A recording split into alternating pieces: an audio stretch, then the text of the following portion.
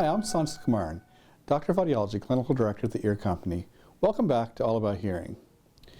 One of my common jobs every day is cleaning ears. I get lots of people coming in for various reasons who need their ears cleaned out or think they need them cleaned out.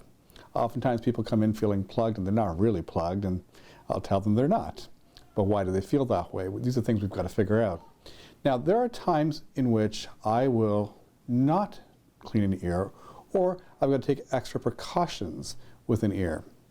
And some of these will make sense to you. So for example, if my patient is on blood thinners, I've got to be very careful working in the ear, because sometimes the skin is so thin that you might rupture a little vessel in there when you're cleaning it out, and you'll create a bleeding that's hard to stop because of the blood thinners, and that becomes a bigger problem, and then of course you're susceptible to infection and that kind of thing.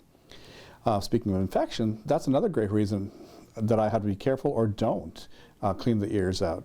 So if I look in an ear and I see an ear canal that is obviously infected, swimmer's ear, that kind of thing, it's effusing, then that's not an ear that needs to be touched for cleaning out through typical methods. That's an ear that needs to be made healthy before anything is done. That patient might be plugged with whatever junk is in there, but it's still not a time that I'm going to really approach it. There's lots of other times that I've got to be careful in how I do things. So for example, if someone's got a hole in the eardrum, we don't want to put water in it. If it's a child, we certainly don't want to go in and be digging around their ear. There's lots of reasons we have to be very careful. So that's where the professional approach comes in. Until next time, I'll talk to you on All About Hearing.